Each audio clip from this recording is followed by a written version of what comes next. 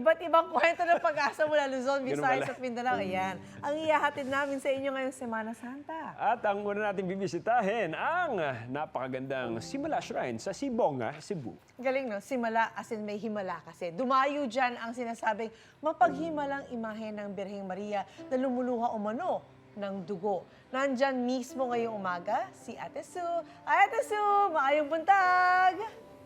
Mami Sue, where na you?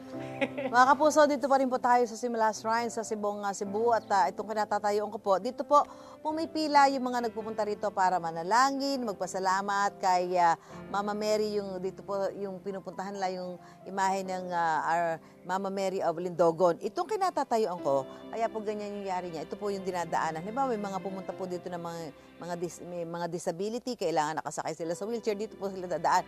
Ito naman pong kabila, dito yung mga pipila din, maglalakad at akyatin yan hanggang makarating sila doon sa kung saan nandoon mismo ang imahe ng Our Lady of Lindogon. Kapag ho napakarami ng tao dito, especially during Holy Week o kaya naman yung mga weekend o kaya naman birthday ni Mama Mary, inaabot daw ho na mahigit 1 oras ang pila bago sila makalapit doon sa imahe nitong si Mama Mary. Pero siyempre, yung mga kapuso ho natin na nagpupunta dito, mga deboto ho ni Mama Mary, hindi ho nila inaalintana yung mahaba at matagal na pila. Ang importante, makarating sila at makalapit doon sa imahe para magpasalamat, manalangin, magdulog ng kanilang mga karaingan at problema sa buhay. Kaya talaga naman ngayong Semana Santa, inaasahan ho natin na mas lalo pang dadagsa ang mga kababayan natin dito po sa Simala Shrine. At pag weekend actually, itong kahapon, napakarami hong tao dito dahil nga po Palm Sunday.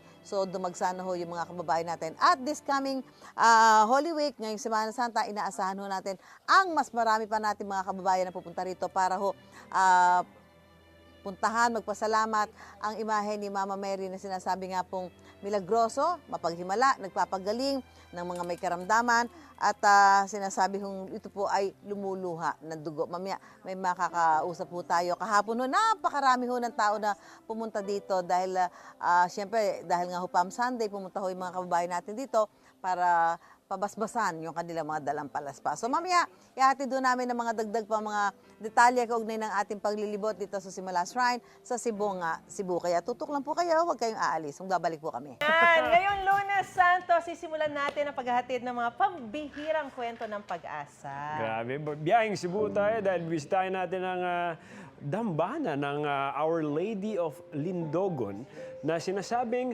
mapaghimala at lumuluha ng umano'y dugo. Ang mga kwento ng pag-asa sa Simala Shrine, ihahatid sa atin ni Ate Susan. Ate Sue.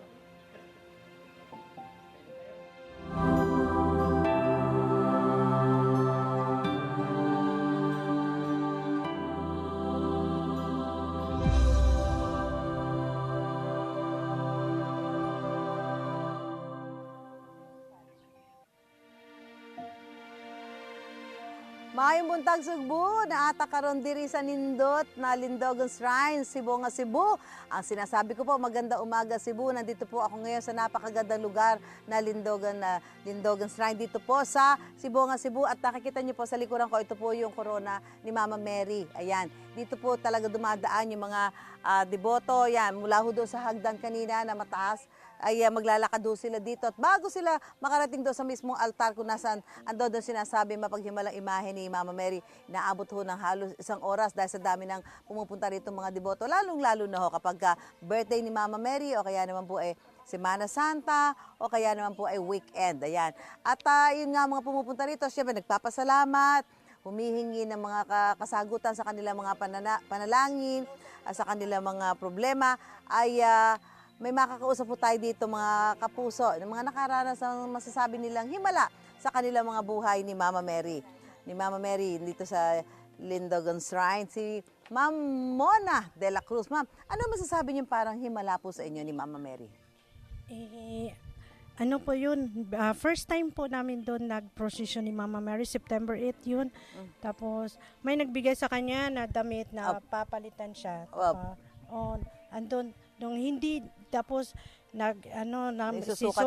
isusukat niya. Pag kuha na yung damit niya, andun po, hindi namin naisukat. Hindi na isukat Hindi ata. may Pero suot. po yung kinuha na namin yung ano niya, sinina, yung damit niya na may nag-sweat ata si Mama Mary.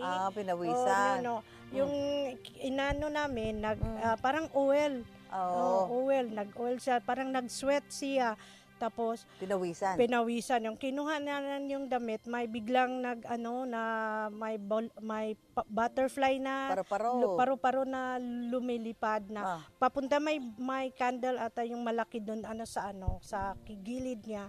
Tapos biglang dumapo yung butterfly niya, tapos biglang naging pula yung daloy niya sa kandila. Oo. Tapos So, ano naramdaman nyo ng mga oras na yun? Nung nakita nyo yung gano'n na parang, parang may himala, ganyan. hindi namin alam yun, hindi mailabas namin yung tinig namin kasi ang bigat sa dibdib, hindi namin alam to. Parang sabi ni brother na blessing yun. Yun Opo. means love sa atin yun. Ano na sa buhay nyo mula no? So, naging deboto na kayo ni Mama Mary. Mula pa naman noon nung Bago pa yun? Bago pa Pero yun. syempre wala mas pa. nadagdagan yung Yes. pagmamahal nyo Yes at po, nadagdagan. paniniwala, pananampalataya kay Mama Mary. Yes po. Aya, maraming salamat, ma'am, ha? Salamat po. At siya nga po isa sa mga sinasabi nakasaksi. Ngayon naman makakausap po natin si Ma'am Jundel Libor. Ayan. Si Ma'am Jundel, nagkaroon kayo ng cancer. Yeah. Paano ho ang ginawang himala sa inyo ni Mama Mary? Yung Pinagaling niya kayo. Paano po? Nagdasal, then yung faith ko, iano ko sa kanya, i-trust ko na lang sa kanya yung naramdaman ko. Opo. Oo. Ano po ba naging sakit? Anong cancer po? Yung ovarian cancer. Ovarian cancer. Tapos, ano po, nung malaman nyo may cancer kayo, ano po ginawa nyo? Sabi ng doktor, pa-chemo, din nagdasal. Oo. Palagi na lang nagdasal. Kay Mama Mary. Mama Mary, para bigyan ng ano. Oo. So, doon ho sa mga pagdadasal ninyo, hindi na ho kayo nagkaroon ng mga chemo? Wala na, after sa chemo. Oo. So, naniniwala kayo na yung pananampalataya, pananalig na paggagalingin kayo ni Mama Mary, yun po yung nagpagaling sa inyo. Anong taon po ito nangyari, ma'am? That was 2020, COVID time. Opo. Kayo po, bago nangyari, kayo po ay deboto na ni Mama Mary. Oo. So dahil po doon, syempre ano ho nangyari sa inyo, lalo ho tumindi ang inyong pananalig sa kanya.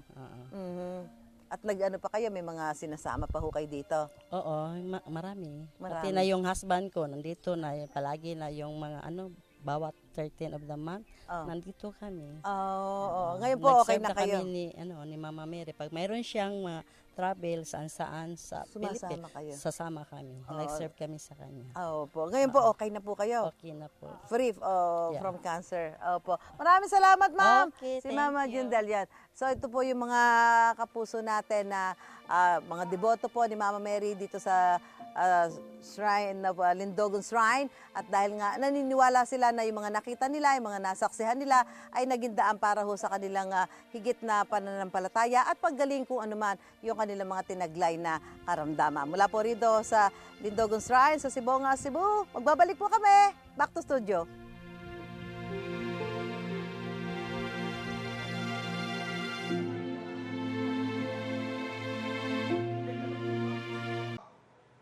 Ikaw, hindi ka pa nakasubscribe sa GMA Public Affairs YouTube channel? Bakit? Mag-subscribe ka na, dali na, para laging una ka sa mga latest kwento at balita. I-follow mo na rin ang official social media pages ng Unang Hirit. Salamat, Kapuso.